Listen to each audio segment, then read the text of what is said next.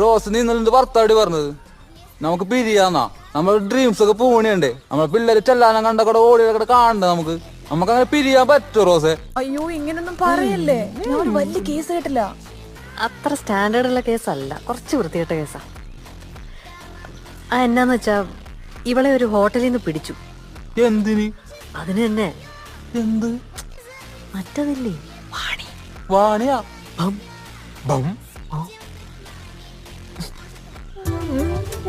One minute.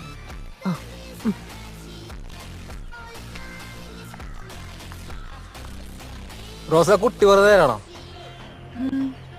എനിക്കിപ്പോ പഴയതുപോലെ വർക്കില്ല.